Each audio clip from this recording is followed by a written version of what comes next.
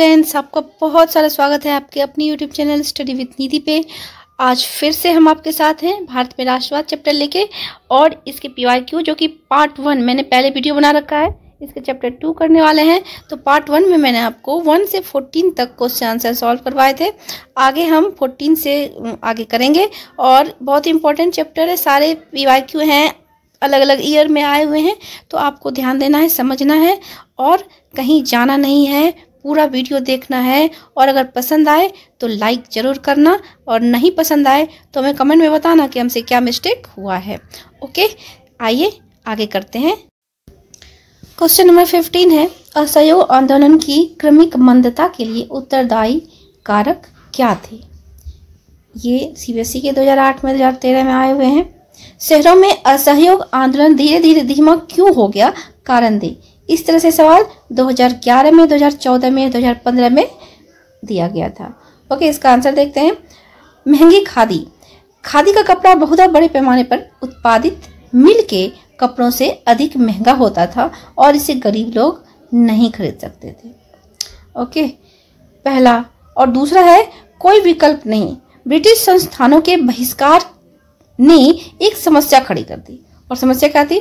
आंदोलन के सफल होने के लिए वैकल्पिक भारतीय संस्थानों की स्थापना की जानी थी ताकि उन्हें ब्रिटिश संस्थानों के स्थान पर इस्तेमाल किया जा सके। लेकिन ये धीरे धीरे सामने आया ये समस्या और इसका इंतजाम इन्होंने किया नहीं था। इसलिए छात्रों और शिक्षकों के पास सरकारी स्कूलों में वापस जाने के अलावा कोई विकल्प नहीं बचा और वकील सरकारी अदालतों में काम पर लौट गए और बच्चे स्कूलों में, सरकारी स्कूलों में वापस लौट गए क्योंकि उनके पास कोई और ऑप्शन नहीं था। तीसरा है अलग अलग व्याख्या वाले स्थानीय आंदोलन। मजदूरों, उद्योगपतियों, किसानों, व्यापारियों की गांधी जी की स्वराज की धारणा की अपनी समझ थी। उन्होंने अपनी मांगों के लिए हिंसक तरीकों का इस्तेमाल करना शुरू कर दिया। यह आंदोलन सब गांधी जी और कांग्रेस को मंजूर नहीं था।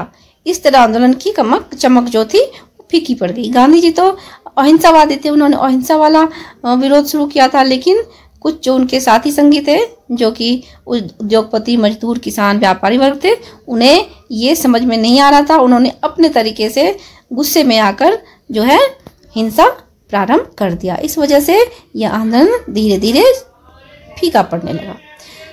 16वां सवाल है, असहयोग आंदोलन के किन्हीं 3 आर्थिक प्रभावों को संक्षेप में वर्णन कीजिए, जो कि CBSE 2009 में आया हुआ है।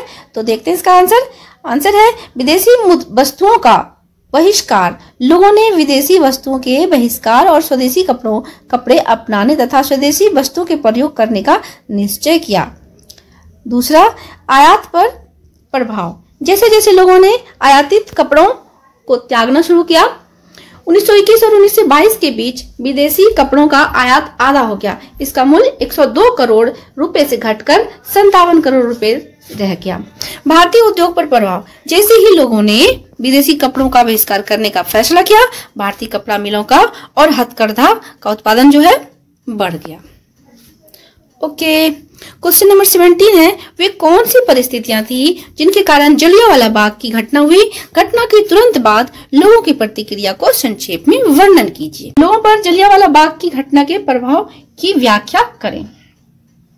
इसके आंसर देते हुए हम लिखेंगे, पहला, रॉलेट एक्ट। भारतीय सदस्यों के संयुक्त विरोध के बावजूद रॉलेट एक्ट सरकार द्वारा पारित किया गया था। इस अधिनियम ने पुलिस को बिना किसी निशान के किसी को भी गिरफ्तार करने के लिए भारी शक्तियां प्रदान की थी। ओके, और दूसरा है रॉलेट सत्याग्रह। रॉलेट के लिए जो सत्याग्रह किया गया था उसके बारे में। गांधी जी ने रॉलेट सत्याग्रह शुरू करने का फैसला किया। विभिन्न शहरों में रैलियों का आयोजन किया गया। श्रमिक हड़ताल पर चले गए और दुकानें बंद कर दी गई।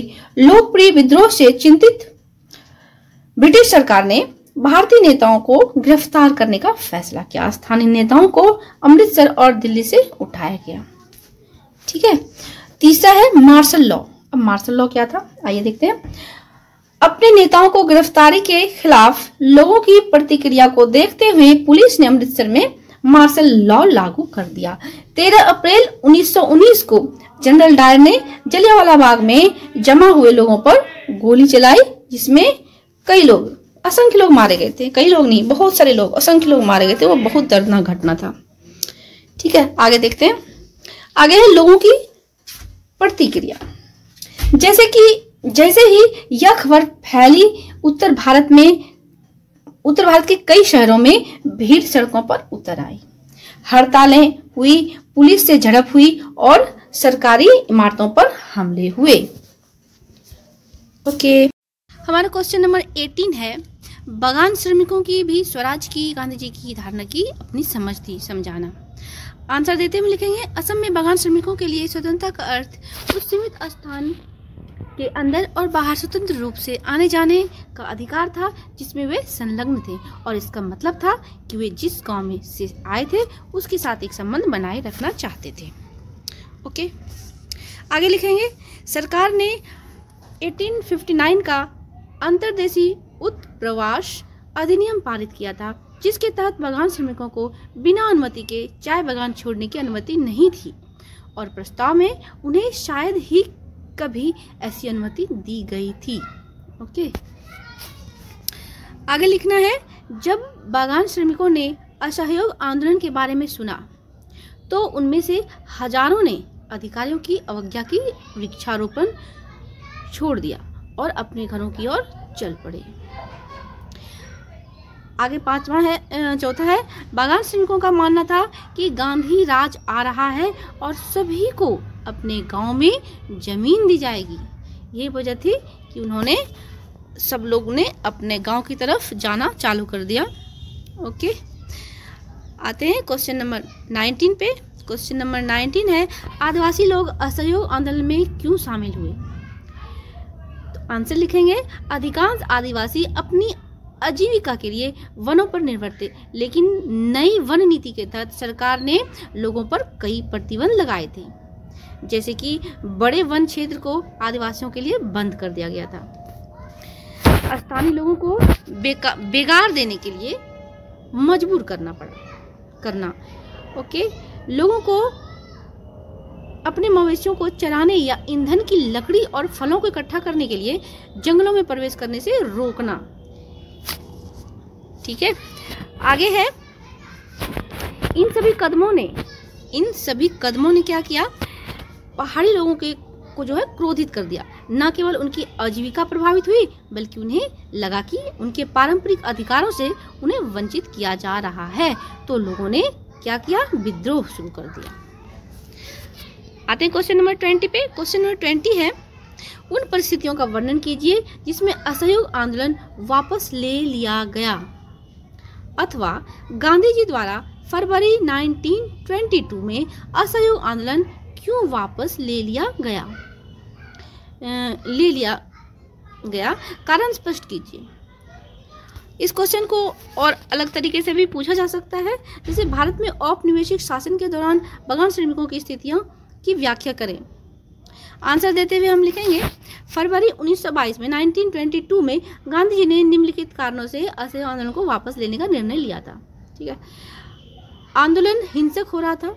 गोरखपुर के चौरा चोरी में एक बाजार में शांतिपूर्ण प्रदर्शन हिंसक झड़प में बदल गया, जिसमें 20 से अधिक पुलिसकर्मी जो है मारे गए। गांधी जी ने महसूस किया कि जन संघर्ष के लिए तैयार होने से पहले सत्याग्रहियों को ठीक से प्रशिक्षित करने की आवश्यकता है। आगे लिखेंगे, कांग्रेस के भीतर कुछ नेता जन संघर्षों से थक चुके थे और प्रांतीय परिषदों के चुनाव में भाग लेना चाहते थे, जो भारत सरकार अधिनियम 1999 के तहत स्थापित किए गए थे। उद्योगपतियों, श्रमिकों, किसानों आदि ने व्याख्या की स्वराज शब्द अपने तरीके से। क्या किया? श्रमिकों, किसानों जैसे लोग जो थे, उन्होंने स्वराज शब्द की व्याख्या अपने तरीके से कर ली।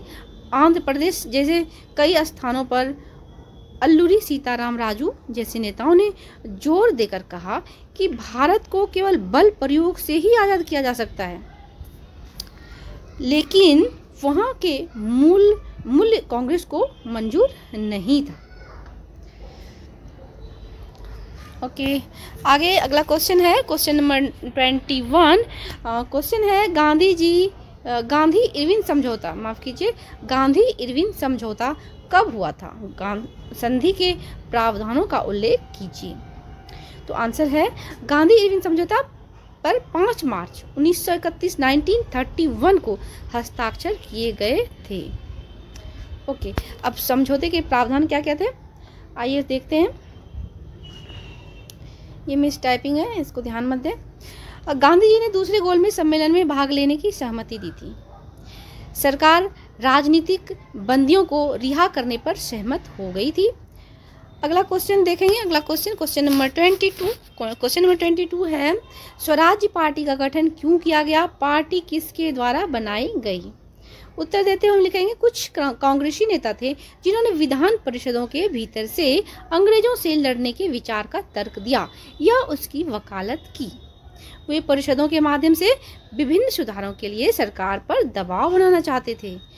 वे यह भी प्रदर्शित करना चाहते थे कि ये परिषदें जो है वास्तव में लोकतांत्रिक नहीं थी। उन उद्देश्यों को ध्यान में रखते हुए CR दास और मोतीलाल नेहरू ने 1922 में स्वराज पार्टी की स्थापना की। तो ध्यान रखना है कि स्वराज पार्टी की स्थापना कब हुई थी? 1922 में। ये एक ऑब्जेक्टिव के रूप में, यानी कि 1 मार्क का जो क्वेश्चन आता है उसके रूप में आप देख सकते हैं। ध्यान रखना है, स्वराज पार्टी की स्थापना 1922 में हुई थी और किन्होंने की थी? मोतीलाल नेहरू ने और CR दास जी ने। क्वेश्चन नंबर 23 पे आते हैं। क्वेश्चन नंबर 23 बहुत इंपॉर्टेंट है, इसको भी याद रखना है। कई बार इससे रिलेटेड क्वेश्चन पूछे जाते हैं और पूछे गए हैं। तो क्वेश्चन है, साइमन कमीशन का गठन क्यों किया गया था? भारतीयों द्वारा आयोग को अस्वीकार क्यों किया गया? भारतीयों द्वारा आयोग को अस्वीकार क्यों किया गया? ओके, आंसर देते हुए लिखेंगे सेंट्रल लेजिस्लेटिव असेंबली। तो साइमन कमीशन जो था क्या था? सेंट्रल लेजिस्लेटिव असेंबली के भारतीय सदस्यों ने 1919 के भारत सरकार अधिनियम की कमियों को उजागर किया, जिसके फलस्वरूप 1927 में साइमन कमीशन नियुक्त किया गया। तो ये आपका 1 मार्क का क्वेश्चन आंसर हो सकता है कि साइमन कमीशन कब नियुक्त किया गया था? तो 1927 यानी 1927 में किया गया था, जो किसी भी अन्य संवैधानिक सुधारों का सुझाव दे सके, इसलिए आयोग बिठाया गया था। इस आयोग में 7 सदस्य थे और इसके अध्यक्ष सर जो थे वो जॉन साइमन थे। इसके अध्यक्ष कौन थे? John Simon. ये भी एक ऑब्जेक्टिव है, 1 मार्क का क्वेश्चन हो सकता है कि साइमन कमीशन के अध्यक्ष कौन थे? जॉन साइमन थे। सेंट्रल लेजिस्लेटिव असेंबली जो था उसके कितने सदस्य थे? तो उसके 7 सदस्य थे। चूँकि इसमें कोई भी सदस्य भारतीय नहीं था, इसलिए भारतीयों को ये जो कमीशन था वो स्वीकार नहीं था। तथापि भारतीयों ने आयोग का बहिष्कार किया। तो क्या किया? भारतीयों ने आयोग का बहिष्कार किया, क्योंकि इस आयोग में कोई भारतीय सदस्य नहीं था। आयोग की नियुक्ति की शर्तों में स्वराज का कोई संकेत नहीं था, जबकि भारतीयों की मांग केवल स्वराज थी और इसमें स्वराज का कोई वर्णन ही नहीं था। इसलिए भारतीयों को क्या था? ये आयोग जो है बिल्कुल अस्वीकार था और उन्होंने इसका क्या किया? बहिष्कार कर दिया। हमारा क्वेश्चन नंबर 24 है, किन परिस्थितियों में कांग्रेस द्वारा पूर्ण स्वराज की मांग की गई थी अथवा जवाहरलाल नेहरू के नेतृत्व में दिसंबर 1929 में आयोजित भारतीय राष्ट्रीय कांग्रेस के लाहौर अधिवेशन में पारित प्रस्ताव की मुख्य सामग्री का उल्लेख करें? अथवा क्वेश्चन को अलग तरीके से भी पूछा जा सकता है। 1929 यानी 1929 के कांग्रेस के लाहौर अधिवेशन को ऐतिहासिक अधिवेशन कहे जाने का कारण स्पष्ट कीजिए। ये CBSE 2014 में पूछे गए हैं, इंपॉर्टेंट है। आइए जानते हैं इसका आंसर देते हुए हम लिखेंगे साइमन कमीशन को पूरे भारत में विरोध का सामना करना पड़ा और कोई भी दल आयोग के पक्ष में नहीं था। इसलिए राजनीतिक दलों को जीतने के प्रयास में वायसराय लॉर्ड इरविन ने अक्टूबर 1929 में घोषणा की एक अनिर्दिष्ट भविष्य में भारत के लिए प्रभुत्व का दर्जा का एक अस्पष्ट प्रस्ताव और भविष्य के संविधान पर चर्चा करने के लिए एक गोलमेज सम्मेलन। ओके, आगे है, यह घोषणा कांग्रेस के अपेक्षाओं से कम रही दिसंबर 1929 में पंडित जवाहरलाल नेहरू की अध्यक्षता में अपने लाहौर अधिवेशन में कांग्रेस ने गोलमेज सम्मेलन का बहिष्कार करने का प्रस्ताव पारित किया। इसने पूर्ण स्वराज यानी कि पूर्ण स्वतंत्रता को अपना लक्ष्य घोषित किया और सविनय अवज्ञा का कार्यक्रम शुरू करने के लिए कदम उठाए।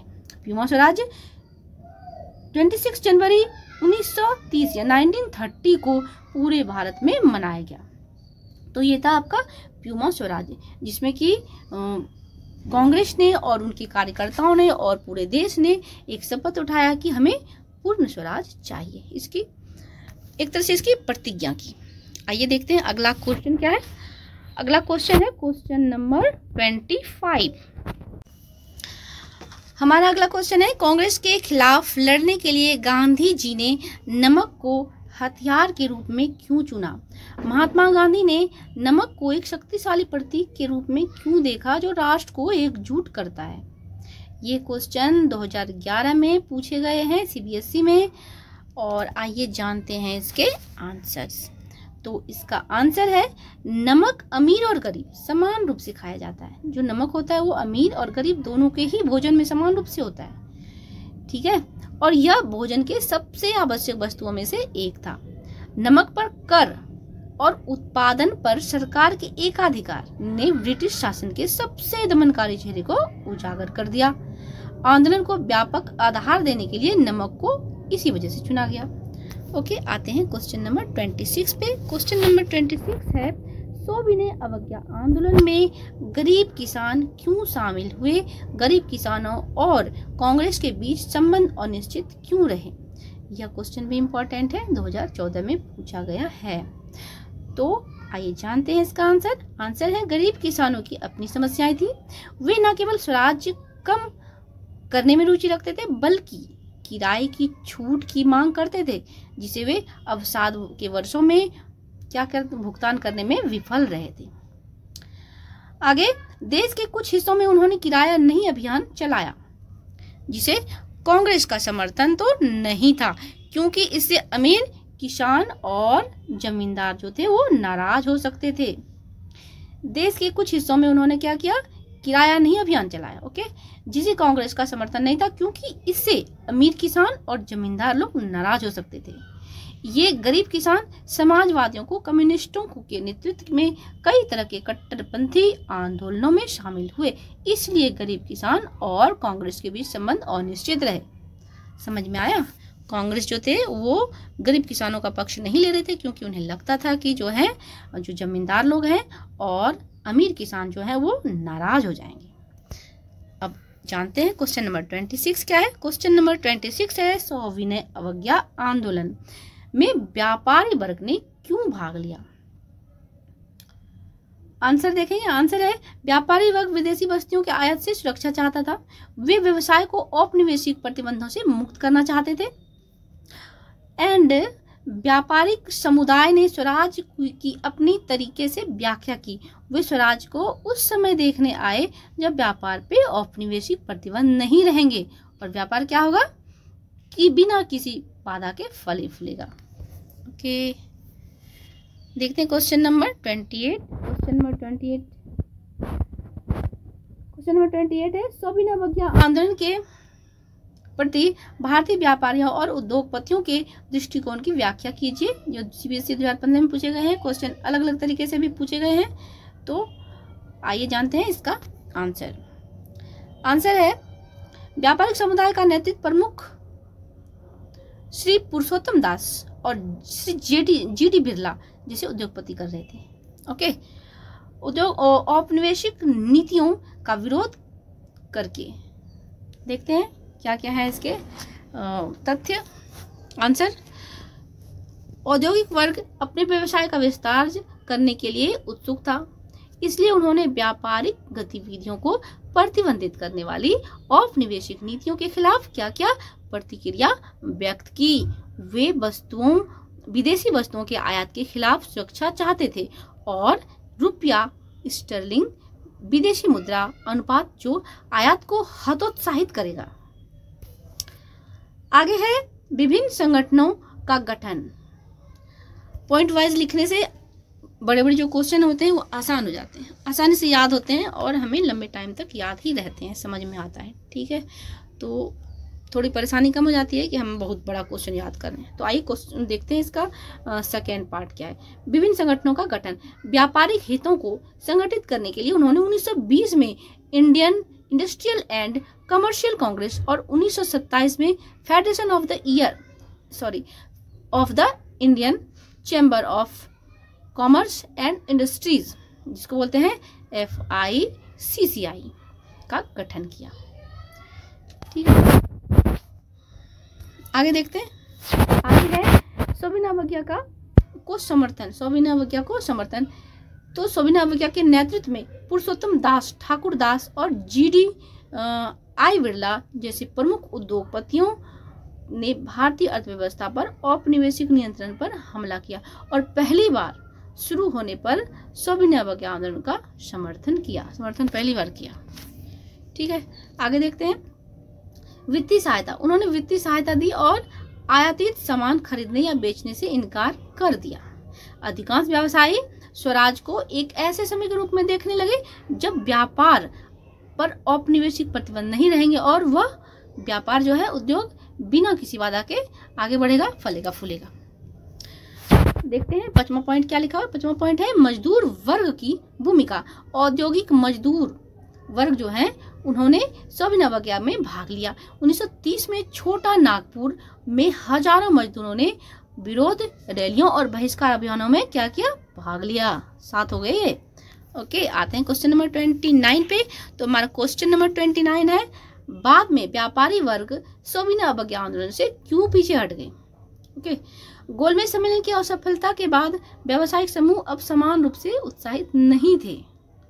ओके, वे उग्रवादी गतिविधियों के फैलने से आशंकित थे और व्यापार के लंबे समय तक बाधित होने से चिंतित हो गए थे। वे कांग्रेस के युवा सदस्यों में समाजवाद के बढ़ते प्रभाव से चिंतित थे। आगे क्वेश्चन नंबर 30 है, औद्योगिक मजदूर वर्ग ने सोबिना अवज्ञा आंदोलन में बड़ी संख्या में भाग क्यों लिया। आंदोलन में भाग लेने वाले मजदूरों की किन्हीं 2 मांगों का उल्लेख कीजिए जो कि CBSE 2014 में पूछा गया है। इसी क्वेश्चन को 2015 में भी पूछा गया है। तो पूछने का तरीका क्या है, देखते हैं किस तरह से पूछा गया है। कांग्रेस अपने संघर्ष के कार्यक्रम में औद्योगिक श्रमिकों की मांग को शामिल करने के लिए अनिच्छुक थे, मतलब उनकी इच्छा नहीं थी। इन कारणों का विश्लेषण कीजिए। देखते हैं इसका आंसर क्या है।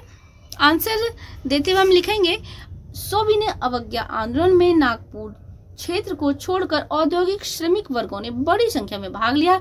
ऐसा इसलिए था क्योंकि उद्योगपति आंदोलन का समर्थन कर रहे थे और कांग्रेस श्रमिकों की मांग को आंदोलन के हिस्से के रूप में शामिल करने के लिए अनिच्छुक थे।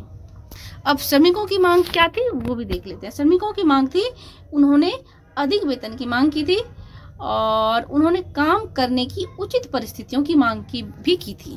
ओके, तो ये था हमारा क्वेश्चन नंबर 30। आते हैं क्वेश्चन नंबर 31 पे। 1920 के दशक के अंत में भारत में पर विश्वव्यापी आर्थिक मंदी के प्रभाव की व्याख्या कीजिए। यह क्वेश्चन जो है 2013 में CBSE में पूछा गया है। तो जानते हैं इसके आंसर।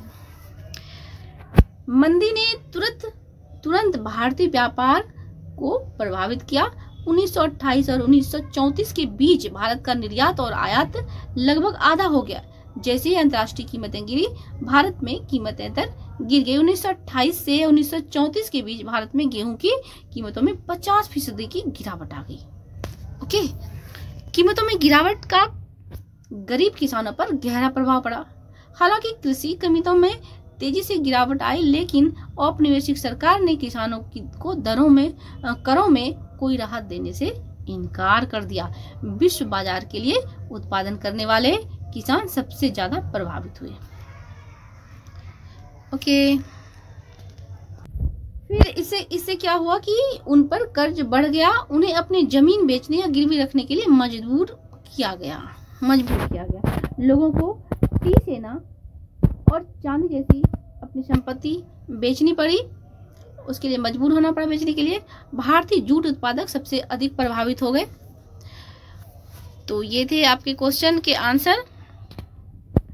और तीसरा हम लिखेंगे, ग्रेट डिप्रेशन द्वारा पैदा की गई अशांति ने महात्मा गांधी को 1931 में सविनय अवज्ञा आंदोलन शुरू करने का अवसर प्रदान किया।